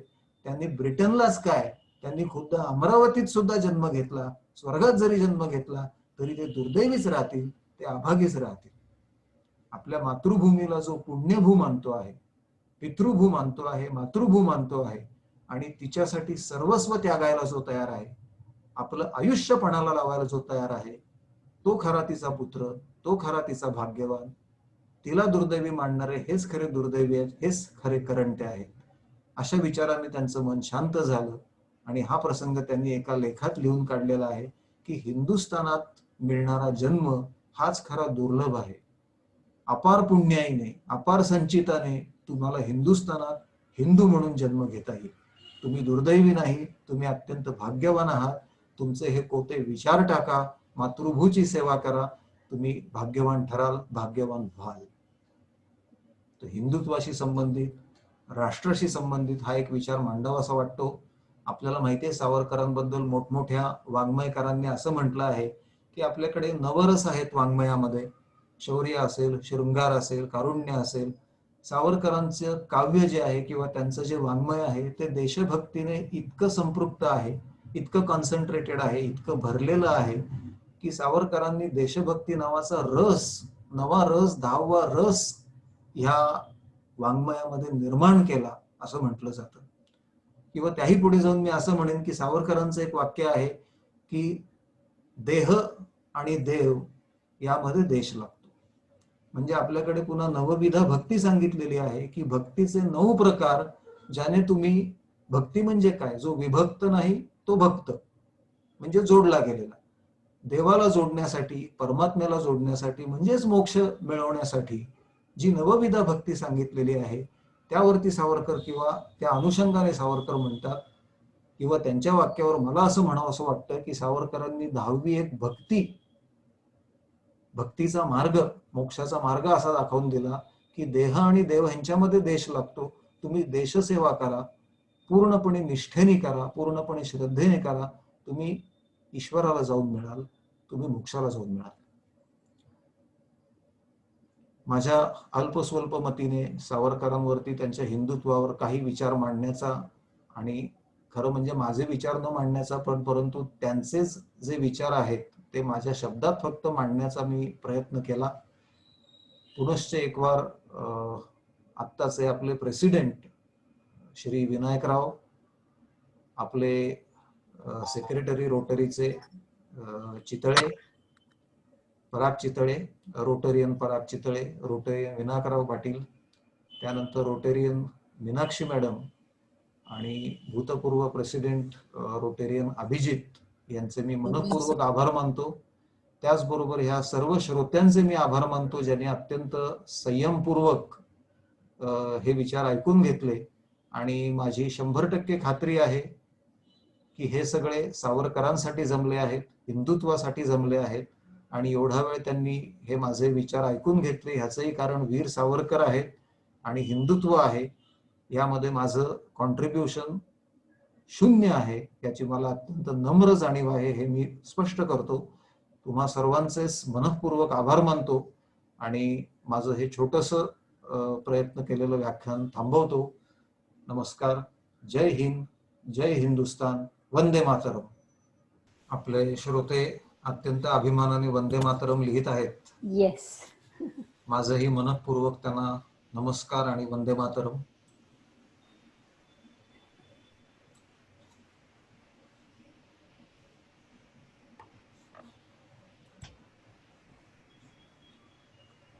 मला असं वाटत नाही की मी कुठल्याही धर्माबद्दल अनकॉन्स्टिट्युशनल किंवा संविधानाला सोडून काही बोललो असेल तर त्याबद्दल जी काही शिक्षा असेल ती मी भोगायला आनंदाने तयार आहे. परंतु कुठल्याही परिस्थितीत माझे शब्द मी मागे घेणार नाही. Thank you. Just keep the videos on because I have 2 screens, so I'll just keep clicking the pictures. And if anyone wants to speak, आप please बोल सकते हैं, ऐसे कोई problem नहीं है. या आपण Samir, just to let you know, I have my mother-in-law also listening to you. Oh, great. Great. Please convey my great regards. Thank you so much. To madam. Vitthal काका, तुम्हाला काही म्हणायचं असेल तर तुम्ही बोलू शकता. मी मराठीमध्ये बोलत आहे तुमच्याशी. इथं समीरला मला प्रश्न काही विचारायचे नाहीयेत, पण समीरला मी स्पेशल फोन नंतर करणार आहे. अरे वा, धन्यवाद. Whenever he is available. Great great. आणि मग त्यावेळी आपण बोलू. नाही, I am always available to great persons like you. अरे and in fact to all my audience friends who are here. It is always a treasure of Warje Club. Yes. That you guys are there to strive the Warje Club ahead. So I am feeling fully contented today being a charter president of Warje Club. Great, great, great. मी सांगू इच्छितो सर्वांनाच ज्यांचा वारजे क्लबशी तसा पूर्वीपासून परिचय नाही की विठ्ठल काका हे चार्टर्ड प्रेसिडेंट आहेत आणि त्यांनी हा क्लब सुरू केला आणि आजही ते आपल्या बरोबर तितक्याच उत्साहाने आपलं मार्गदर्शन करत असतात. सर्वच मीटिंग्सना असतात, सर्व कार्यक्रमांना असतात. आणि त्यांचं वैशिष्ट्य म्हणजे ते SMS वगैरे करत नाहीत, व्हॉट्सअप वगैरे करत नाहीत, ते फोन करतात आणि एक अत्यंत पर्सन टू पर्सन म्हणजे हार्ट टू हार्ट असं त्यांचा नेहमी संवाद असतो. आणि आताही तुम्ही ऐकलत की ते म्हणाले मी फोन करेन नंतर, ही त्यांची खासियत आहे. सर नमस्कार, मी Abhijit Pandit, Rotary Club of Dombivli city Mumbai मधून बोलतोय मी. नमस्कार. सर्वप्रथम मी माझ्या मित्राला आभार मानतो, योगेश पाटील, योगेश तामखडी यांनी मला इन्व्हाइट केलं. माझं छोटस एक म्हणजे कदाचित क्वेरी फार छोटी आहे, तुम्ही ब्रीफ करू शकाल किंवा माझी ती क्वेरी चुकीची असू शकेल. असं आहे की तुम्ही सांगितलं की जे भारतामध्ये 4 कॅटेगरीज होते म्हणजे ब्राह्मण, शूद्र, क्षत्रिय आणि वैश्य. तुम्ही खूप सुंदर पद्धतीने त्याचं ब्रीफिंग दिलं आम्हाला की जे अध्ययन करतात ते ब्राह्मण देतात, आपल्याला शिकवतात, किंवा जे शूद्र जे शारीरिक कामं करतात. परंतु लोकांची त्यावेळेस तशी मानसिकता नव्हती का, किंवा सावरकर सरांना तसं खुलं व्यासपीठ लोकांना सांगण्यासाठी त्यावेळेस अवेलेबल नव्हतं का, की त्यांनी ते विचारधारा त्यांनी त्याच वेळेस जर सांगितली असती. कारण आजही भारतामध्ये ह्या कॅटेगरीज अजूनही आपण एवढे प्रगत एवढे शिकलेलो आहोत तरी सुद्धा लोक ते कॅटेगरी अजूनही पाळतायत. तर त्यासाठी मग त्यावेळेस हे विचारधारा किंवा ही विचारसरणी आपण का नाही पटवून देऊ शकलो लोकांना? खूप चांगला प्रश्न आहे आणि त्या निमित्ताने मी हे म्हणू शकतो की सावरकरांना व्यासपीठ उपलब्ध होतच किंवा सावरकरांसारखे विचार मांडणारे इतरही काही होते, जे मी मगाशी म्हटलं की अस्पृश्य निवारणाच्या चळवळी इतरही चालू होत्या, परंतु आपला शत्रू खूप प्रबळ होता. आणि लक्षात घ्या कृपया करून सगळ्यांनीच की सावरकरांचा काळ तर आपण म्हणू की एक 60 वर्षापूर्वीचा 70 वर्षापूर्वीचा किंवा स्वातंत्र्यप्राप्तीपूर्वी म्हणजे 80 वर्षापूर्वीचा. अहो आजही जातीपातींमध्ये वैराचं विष पेरण्याचे किती प्रयत्न चालले आहेत ते आपण बघतो. म्हणजे खरोखरच सनातन धर्म जो होता किंवा हिंदुत्व ज्याला म्हणतो, हिंदू धर्म जो मूळ होता, त्याच्यात कर्मानुसार या जातींची विभागणी झाली होती आणि त्या प्रकारची विभागणी झाल्यामुळे त्या प्रकारची स्किल्स ही त्यांच्यात डेव्हलप झाली होती. आता किती साधी गोष्ट आहे की एखादा जर अध्यापक असला तर त्याचा मुलगा सहज अध्यापक होतो. उदाहरणार्थ मी स्वतः, माझे वडील खूप मोठे प्रोफेसर होते, व्हिजिट होते.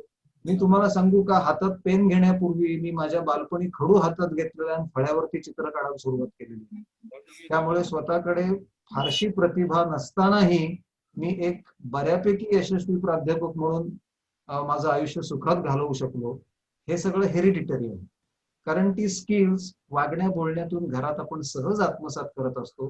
त्याप्रमाणे असं झालं की ब्राह्मणाचा मुलगा हा ब्राह्मणच झाला. त्याचा अर्थ तो जन्माने ब्राह्मण नाही, तो कर्माने ब्राह्मण आहे. परंतु आजही ही गोष्ट आपले राजकारणी, मी आता नावं घेत नाही कोणाची, पण आपले थोर थोर राजकारणी आहेत, जाणते आहेत सगळे, आणि ते आपल्याला माहिती आहे की आजही ते राजकारणी जातीपातींमध्ये विष पेरत आहेत, दुभागणीचं विभागणीचं, आणि त्यामुळे आपल्या देखी होऊ शकत नाही. पण इथे मी हे प्रतिपादन करू इच्छितो की मला स्वतःला वैयक्तिकरित्या आजतागायत कुठल्याच जातीबद्दल कधीही वैषम्य वाटलं नाही, कधीही कनिष्ठपणा वाटला नाही.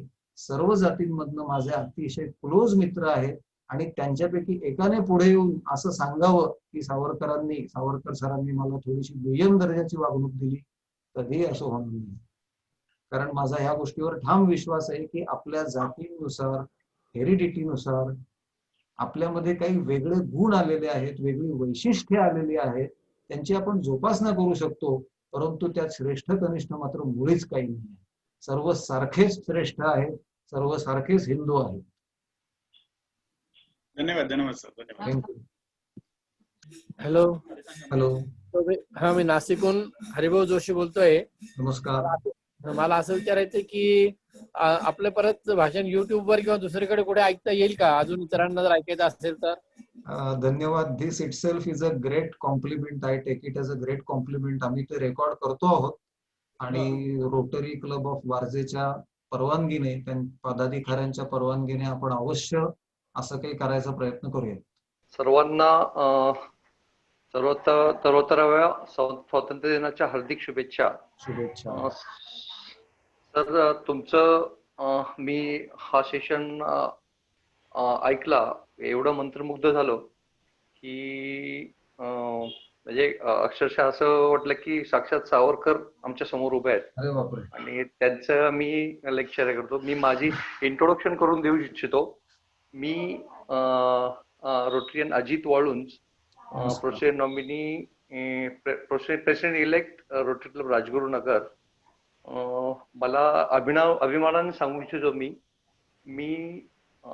हुतात्मा शिवराव हरी राजगुरू यांच्या जन्मभूमीत मी जन्मलो आहे. आणि थँक्यू सर. आणि अक्षरशः त्यांचं नाव घेताना अंगावर काटा आला, कारण की he is a great person, ज्यांनी भगतसिंग, सुखदेव, राजगुरू यांनी खूप काही देशासाठी केलं आहे. तर माझं सावरकरांबद्दल आता तुम्ही जे सांगत होतात, तर मला आठवलं, मी वाचलंय आणि ऐकलं पण, ज्यावेळेस सावरकरांनी कोकणामध्ये एका मंदिराचं प्रांत प्रतिष्ठापना एक अस्पृश्य जमातीतल्या लोकांकडनं करून घेतलं होतं त्यावेळेस. तर त्यावेळेस त्यांना खूप विरोध झाला होता त्या काळामध्ये. आणि अजूनही काही आहेत राजकारणी लोक जी सावरकरांबद्दल काही उलट बोलतायत. तर हे मला तर काही पटत नाहीयेत. पण प्रत्येकाची एक विचारधारा असते वेगवेगळी, त्यामुळे मी त्याबद्दल काही बोलू शकत नाही. तर खरंच Savarkar is a great person, आणि त्यांचं तुम्ही लेक्चर दिलं, खरंच आम्ही मंत्रमुग्ध झालो.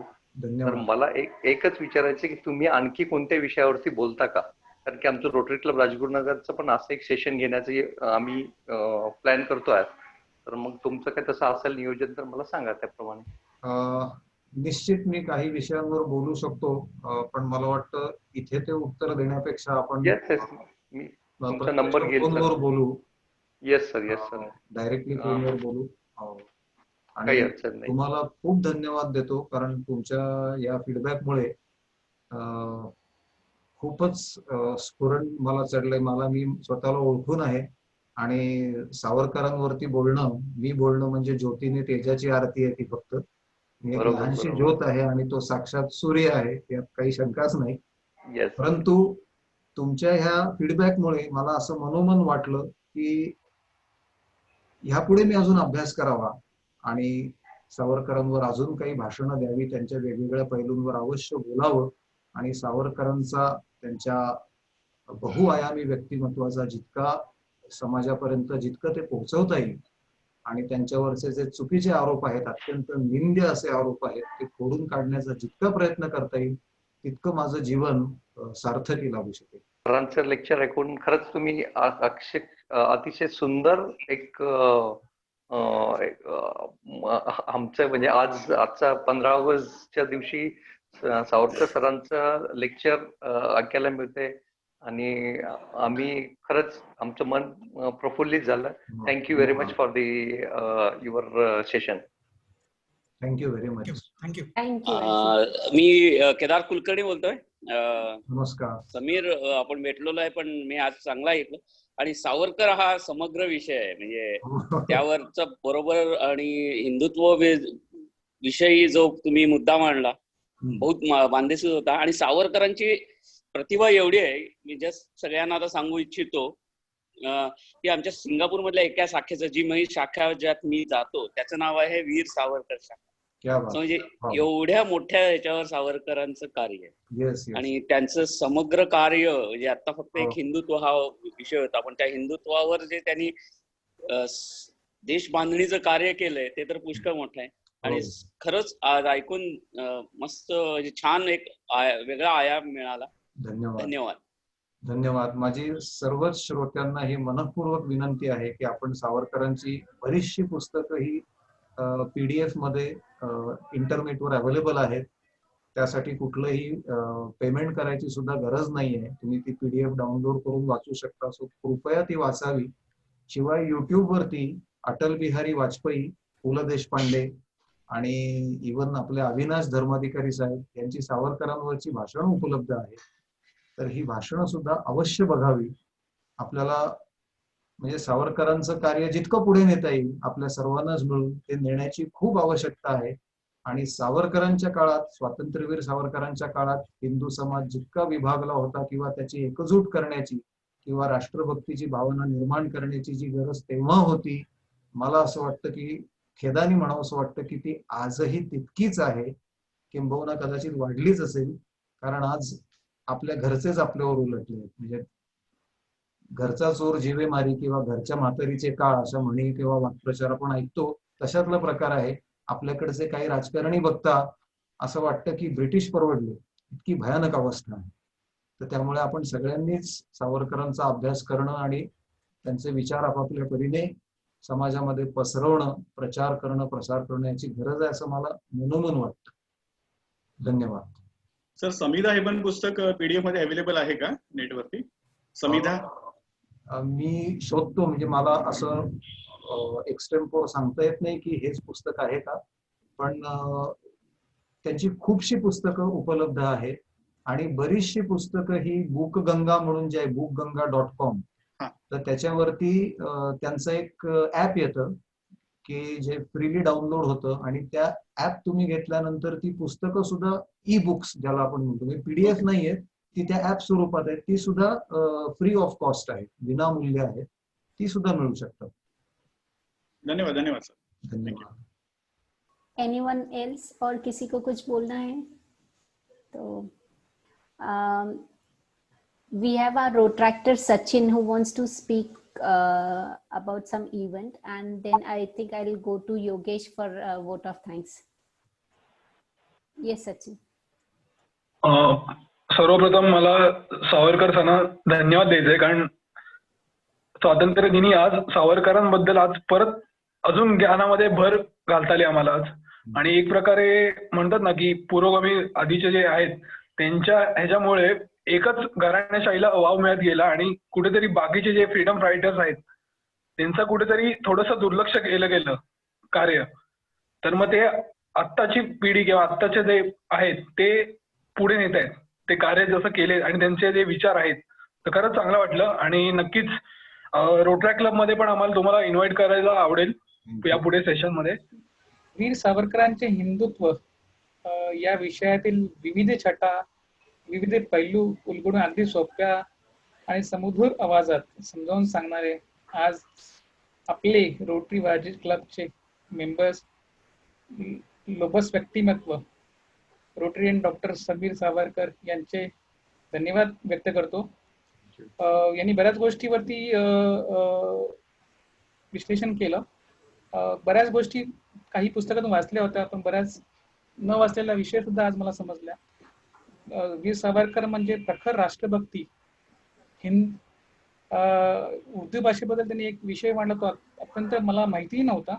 बऱ्याच गोष्टी आपल्याला वाचाव्या लागतील या गोष्टीबद्दल.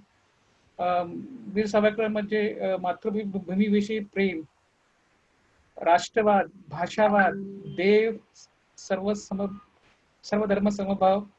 ते एक अवतार पुरुष नक्कीच. अगदी वेळात वेळ काढून ऍक्च्युली त्यांच्या बिझी शेड्यूल मधून त्यांनी वेळ दिला. अगदी इव्हन कोरोना काळातही ते स्वतःला नेहमी व्यस्त ठेवणारी व्यक्ती आहे. जसं मी त्यांना अगोदरपासून ओळखत आहे. ते शांत कुठे राहत नाही, कंटिन्युअस कुठल्या ना कुठल्या याच्यामध्ये व्यस्त असतात. स्वतःचे प्रोफेशन सांभाळून रोटरी संघामधील समाजकार्य, इंजिनिअरिंग वरती मार्गदर्शन, तसेच योग अभ्यास त्यावरती मार्गदर्शन, ट्रेकिंग आणि गायनाचे छंद धरून हे सर्व गोष्टी करत असतात. असेच कर्तृत्व, जसे त्यांचे कर्तृत्व तसेच वक्तृत्वपणाचा आपण अनुभव घेतला. असे व्यक्ती डॉक्टर समीर सावरकर आज आपल्यास पाहावयास मिळाले, त्यांना ऐकायला मिळाले.